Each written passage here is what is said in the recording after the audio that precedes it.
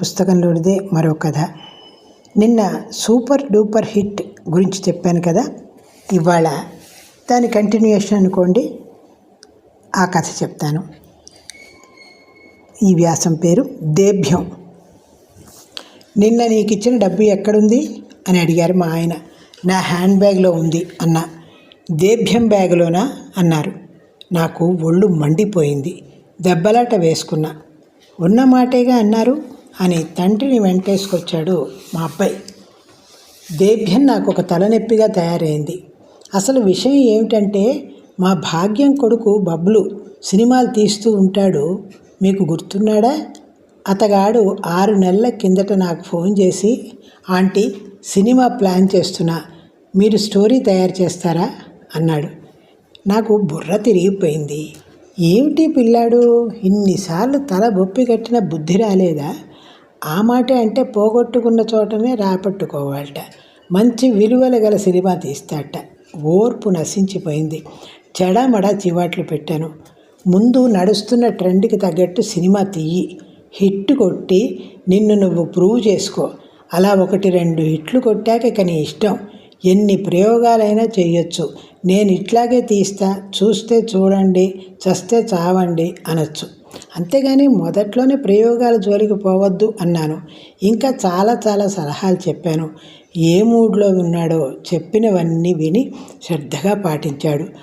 6 నెలలు కష్టపడి సినిమా తీశాడు. ఫస్ట్ కాపీ రాగానే నన్ను పిలిచాడు. వెళ్ళాను. సినిమా మొదలైంది. అంతా ఒక పద్ధతి ప్రకారం నడిచిపోతోంది. మొదటి సీన్లో హీరో 10 అంతస్తుల బిల్డింగ్ మీద నుంచి దూకి మొక్కజొన్న కొండ కొనుక్కుని హీరోయిజం ప్రదర్శించాడు. హీరోయిన్ తెర మీదకి వచ్చింది. ఓ 6-7 సీన్ల దాకా ఒళ్ళు మాత్రమే చూపించి ఆ తర్వాత మొహం చూపించింది. చిన్న బట్టలు వేసుకుంది. హీరోయిన్కే ఇంత పొదుపుగా బట్టలు వేస్తే ఐటెం డ్యాన్స్ పిల్లకి ఏం వేస్తారా అని టెన్షన్ పడ్డాను.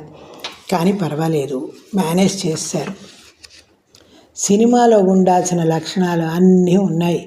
కథ తిరణాలలో తప్పిపోయిన పిల్లాళ్లాగా కాసేపు అటు కాసేపు ఇటు పోతుంది. పాటల్లో సాహిత్యం పచ్చిపాలల్లో వెన్నలాగా మ్యూజిక్లో కలిసిపోయింది. అది తెలుగు పాటో కాదో చచ్చినా అర్థం కావటం లేదు.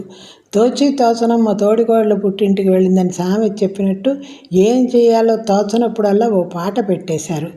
పాటలో హీరో గంగిరెద్దులాగా బోలెడన్ని బట్టలు వేసి హీరోయిన్కి 2 గుడ్డ పీలికలు చుట్టపెట్టారు. చారణ మురుకు బారాణ మసాలా అన్నట్టు కామెడీ గుప్పించి వదిలిపెట్టారు.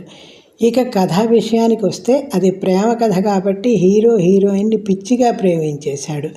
చాలా పొదుపుగా బట్టలు వేసుకుని నోరిప్పితే చండాలమైన భాష మాట్లాడుతూ చూడటానికే వికారంగా ఉంది ఆ పిల్లదాని వ్యవహారం. మరి హీరోకి మాత్రం అదంతా అందంగానే ఉంది. ఆవిడ కోసం ఓ 12 మందిని చంపేసి మరో 25 మందిని వికలాంగుల్ని చేసేశాడు. ఆవిడ చీకొట్టిన ఏబ్రాసి వెధవలాగా కాళ్ళ మీద పడి ప్రేమో అని ఏడిచాడు. ఆఖరుకు ఆవిడ వేరుశనక్కాయలు తెమ్మంటే విమానం నుంచి చేలో దూకేసరికి ఆవిడకి జ్ఞానోదయం అయింది. ఇతగాన్ని పెళ్లి చేసుకుంది. శుభం కార్డు పడేసరికి అసలు మనం ఎవరం, ఎక్కడున్నాం అని అయోమయంలో పడ్డాను. ఓ కప్పు కాఫీ తాగి తేరుకున్నా. బాగుంది సినిమా, దారిన పెట్టావు బబ్లు, ఇలా తీయాలయ్యా సినిమా అని మెచ్చుకున్నా. సంతోషించాడు. ఇక సినిమాని ఎలా ప్రమోట్ చేస్తున్నాడో కూడా చెప్పాడు. ఆడియో రిలీజు వగైరా చేశాడు. సినిమా రిలీజ్ అయ్యాక పోటీలు వగైరా కూడా పెడతారట.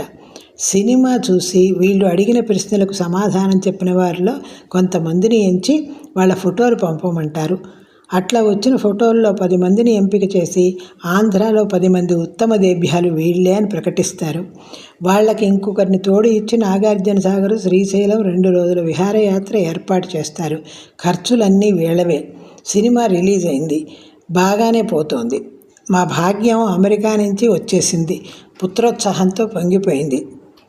అమ్మయ్య, ఈ సినిమా కూడా 3వ రోజే విజయోత్సవానికి రెడీ అయిపోతుందేమో అని భయపడ్డాను. మొత్తానికి బాగానే ఆడుతోంది అంది. ప్రతి పనికి ఓ పద్ధతి ఉంటుంది. ఆ ప్రకారం నడుచుకుంటే బాగుంటుంది. అంతేగాని సొంత తెలివితేటలు ఉపయోగిస్తే అధోగతే. ఆ మాట చెప్పాను భాగ్యంతో. నువ్వు ఇక్కడున్నావు, నీకు అన్నీ తెలుసు. నీ సలహా పాటించి వాడు దారిన పడ్డాడు. నీ మేలు మర్చిపోలేను అంది. అంతేకాదు నాకు చాలా ఇంపార్టెన్స్ ఇచ్చింది. అందులో భాగంగానే ఉత్తమ దేభ్యం పోటీల్లో విజేతల్ని ఎంచే బాధ్యత నా మీదే పెట్టింది. మరో 2 జడ్జీలను తోడు తీసుకుని నేను భాగ్యం 10 మంది దేభ్యాలను ఎంచాం. ఈ దేభ్యాల గోల ఏమిటి అనుకుంటున్నారా? మా బబ్లు సినిమా పేరు అదేగా మరి, దేభ్యం. ఇది సక్సెస్ అయిన సందర్భంలో మరో 2 చిత్రాలకు శ్రీకారం చుట్టాడు. వాడికి ద అనే అక్షరంతో మొదలయ్యే పేర్లు కలిసి వస్తాయట. ఎవరో గొప్ప న్యూమరాలజిస్ట్ చెప్పారట. అందుకే దగుల్బాజీ దురద అనే 2 టైటిల్స్ రిజిస్టర్ చేయించేశాడు. బబ్లు నా పట్ల కృతజ్ఞతతో నాకు బోలెడన్ని బహుమతులు ఇచ్చాడు. చీరలు, సెల్ ఫోను, హ్యాండ్ బ్యాగు, చెప్పులు, ఇలా ఎన్నో. ఆ వస్తువుల్ని సినిమా పేరుతోనే వ్యవహరిస్తున్నారు ఇంట్లో వాళ్ళు. వద్దన్నా వినడం లేదు. దేభ్యం సెల్ ఫోన్ తీసుకెళ్తున్నావా? దేభ్యం చీర కట్టుకో, నీకు బాగుంటుంది అంటుంటే నాకు చిరాగ్గా ఉంటుంది. ఏదో నా ఫ్రెండ్ కొడుకు గౌరవంతో ఇచ్చాడు. మధ్యలో వీళ్ళు ఎగతాడేమిటి? ఇప్పుడే ఇట్లా ఉంది, రేపు మా బబ్లు భవిష్యత్తులో తీసిన సినిమాలు కూడా సక్సెస్ అయ్యి నాకు ఇల్లు, కారు కొనిపెడితే దగుల్బాజీ ఇల్లు, దురద కారు అంటారా వీళ్ళు? ఇదండి దేభ్యం వ్యాసం. 2011లో రాసిన కథ ఇది. ఇది మీకు నచ్చితే సబ్స్క్రైబ్ చేయండి, లైక్ చేయండి. ఉంటాను మరి, మీ పొత్తూరి విజయలక్ష్మి.